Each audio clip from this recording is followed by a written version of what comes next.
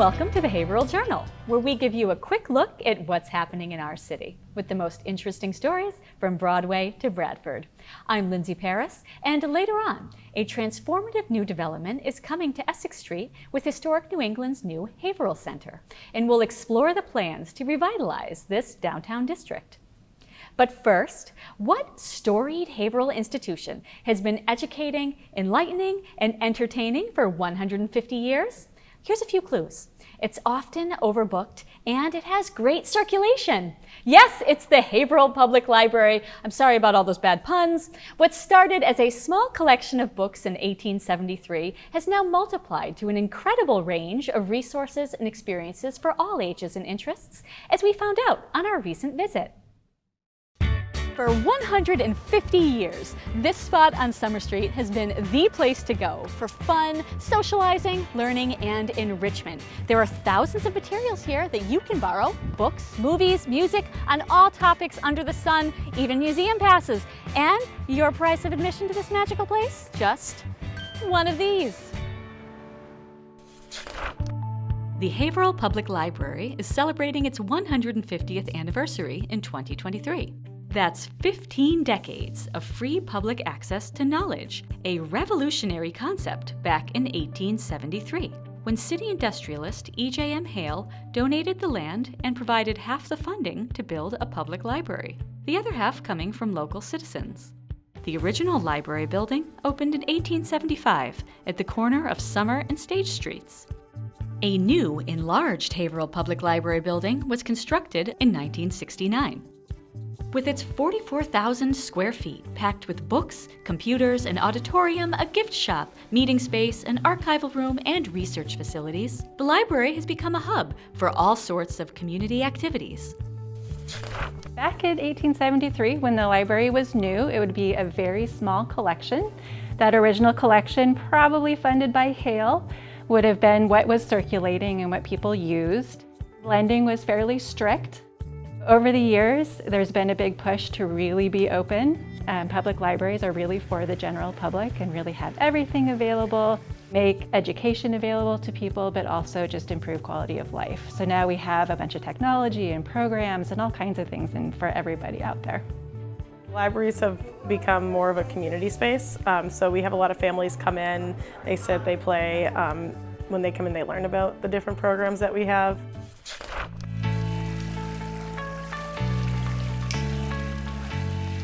I should be able to help you out with that. On the eve of its sesquicentennial, the Haverhill Public Library has yet again begun a new chapter. The Beanstalk Reading Challenge keeps kids and adults engaged with prizes and special events. There's a summer concert series, free weekly movies, and lots of kids programs. And overdue fines have been eliminated in order to encourage the good old-fashioned pastime of picking up a book. The books, DVDs, the physical materials are still very popular. Those get a lot of circulation. We also have, for the electronic resources, the Overdrive collection, ebooks and audiobooks, as well as the Canopy service, which allows folks to watch movies with just their library card. We do have a large Spanish collection of books, as well as audiobooks. We help people locate books, use computers, print, send faxes, make copies. We have laptops as well as Wi-Fi hotspots that people can check out. If you don't have Wi-Fi at home, you can borrow one of our Wi-Fi hotspots and use it for up to 7 days. No cost. For many, the children's room is the gateway to a lifelong passion for reading. So one of my favorite things is our book dozer, which is very popular. On the back we have all of our go books, planes, trains, automobiles, so kids always gravitate towards that. There's a lot of fun little hidden things in the children's room that people don't know about until their kids come and explore. We're here to help you find the perfect book, so if kids don't like reading, there's always a book that they'll learn to love. There's not only plenty of child-friendly books and toys, but exciting activities you might not expect, like a visit from a pair of friendly alpacas. So we have a ton of stuff going on. We're very busy. We have music classes. We focus a lot on early literacy, so baby story time, pre-K story time, art classes, or a science class. Our services don't end with kids. We do a lot of teen programming. Rachel is our teen librarian. She does everything from writing classes, film classes. I've done an animation class. They have a monthly anime club. today we have therapy alpacas coming, so that's going to be fun. The library has one of the most extensive historical record archives in the Merrimack Valley, in the Special Collections Room, where you'll find thousands of documents, photographs, maps, and more. So people can come in and do their genealogy, maybe learn about their house or building history. I get to work with the people of Haverhill and outside. They come from far and wide to do the research and learn about all these interesting events and stories that tell us our past. I pulled an example of our biological/genealogical file. We have a lot of manuscripts of varying types. What I have here, I think, is a probate record. It might be some correspondence. It's from 1807. So we have items like this in this particular collection. We also have news clippings, photocopies of articles and news clippings. And the goal here is to at least have a little bit of information, old or new, for as many people as possible who lived or involved with Haverhill in some way. So if you want to come into Special Collections and research your family, we are happy to find everything we can for your surname. We do have a really extensive published and unpublished genealogy collection in back storage. And then we also have this biographical file that we're putting together. So we'll start with your name, and then we can start to put together the story of your family using our resources here. So what are some of the exciting things you can find here at the library that people might not expect? So we do have some fun programs, including the book concierge, where you just fill out a form with information about what you like to read, and a librarian will make a book recommendation for you and put it in a box with some fun items for you to keep. That's awesome. That's a program that you can sign up for right at the reference desk.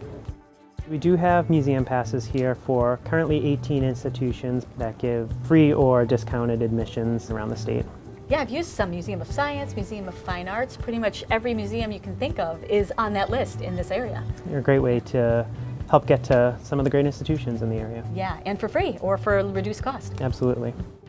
It's really cool to be able to look back and see how far the library has come, how much it's changed from, what library started as, which was really more of an academic, quiet space to be in, to now being a community center where kids and teens can come in and be a little bit louder and access all of these cool things.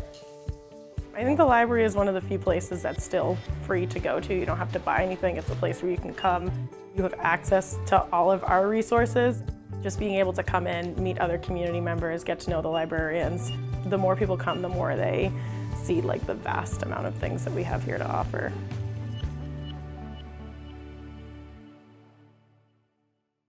The library is open 7 days a week from October to May and 6 days a week, closed on Sundays, during the summer months. If you haven't been in a while, stop in and check out what you've been missing. The recent reveal of Historic New England's master plan for its 3.2-acre site on Essex Street has everyone talking and reimagining this once neglected area into a hub where history meets creativity and innovation. Historic New England staff shared their insights on the transformative Haverhill Center project. A transformation is coming to Essex Street as Historic New England, based here for over 30 years, has unveiled plans to convert these underutilized parcels into a groundbreaking mixed-use development. Historic New England is creating a vibrant cultural destination and mixed-use district that is anchored by a world-class center for preservation and collections here in downtown Haverhill. We have 2 historic shoe factory buildings and 3 open parcels, 3.2 acres in total, a really wonderful large piece of the heart of downtown Haverhill, right adjacent to the train station. Historic New England is the largest and most comprehensive preservation organization in the United States. It was founded in 1910 as the Society for the Preservation of New England Antiquities, and now owns 38 historic sites, including majestic landscapes and coastal farms. In Historic New England as a whole, we have 1.5 million archival items, which includes photographs, manuscripts, and over 125,000 objects. And it really runs the gamut. Everything from a first edition Phyllis Wheatley book of poems to a teddy bear that a young child took on her trip to Italy. We have been in Haverhill since the late 1980s, renting space in this building, and we actually purchased the building in 2006. As we really looked at the whole campus and we had this opportunity, the time was right for us to undertake this kind of larger project and to really take what has been a storage space for us and turn it inside out, offer it to the public, create opportunities for people to engage with us in new and different ways that are completely different from the way they've had access to our collections in the past. These two buildings are a landmark here on Essex Street, and I hear they have a very interesting history. They do. They were reported to be the largest shoe factories made of concrete in the world. And I'm not sure, that may be lore, but they were a substantial piece of the Haverhill shoemaking industry, which was third largest in Massachusetts. So why did they build these out of concrete? They built these out of reinforced concrete due to earlier fires. And so this was state-of-the-art construction for what was a booming industry. Have suggestions on how to revamp this site to bring a fresh appeal to Essex Street? Historic New England wants to hear from you. This is a rapidly moving process, and we're really keen to get more information and feedback from the community. We want to hear from people who live here and who really care about Haverhill. Is there a way for people to add their input if they're interested? Absolutely, yes. We have a microsite set up, haverhillcenter.org, and that's a great place to find our contact information, but also to sign up for email updates and to hear about events that we have scheduled. Or they can come visit us at the farmers market. We love to see people there too. We have some really exciting activities over the summer at the farmers market and welcoming Merrimack Valley Black and Brown Voices to host their market right here on our site. We're in the early phases of planning this initiative, and the initiative is probably a 5 to 7 year timeline altogether. We think that this couldn't be a better opportunity to really use culture as a catalyst for revitalization. As we imagine the Haverhill Center, it'll be a place of multimedia storytelling, state-of-the-art experiences, exhibitions, performances to create more of a draw here on Essex Street, bring visitors, and improve the public space here. Historic New England will be at the Farmers Market on October 14th to engage directly with community members about the Haverhill Center. Visit their website at haverhillcenter.org to view the renderings and find more details. The 2023 election season is kicking off with a new ward-based election system here in the city. And as always, HC Media is your home for comprehensive Haverhill election coverage. This week, watch the premiere of the Point of Reference Preliminary Election Special, hosted by Frank Novak, where City Clerk Caitlin Wright will explain the new ward-based system and how it works. That program will replay every Thursday night at 7 p.m. through early September. Also coming up next week is the Mayoral Election Special, where you'll meet the candidates running in the municipal preliminary election for the mayoral race on Tuesday, September 12th. City Council and school committee candidate videos will be released in September. Keep watching for continuous election coverage on channels 9 and 22 and at haverhillcommunitytv.org. The Haverhill Public Schools recently announced that again this year, they will be participating in the National School Lunch and Breakfast programs, providing healthy meals every school day at no cost to every student, no application required. Breakfast and lunch is available for free every day at all HPS schools. The National School Lunch Program, which was established in 1946, served over 4.8 billion lunches to children nationwide in 2019. In July 2023, the Massachusetts legislature passed a budget that includes $171.5 million for the provision of free universal school meals to every public school student in the state. If you have a story or event you'd like to see featured on the Haverhill Journal, call us at 978-372-8070 or email info@haverhillcommunitytv.org. And don't forget to like us on Facebook or at our HC Media YouTube channel. And that's what's happening in Haverhill this month. Thanks for watching, everyone. We'll see you next time. Good night.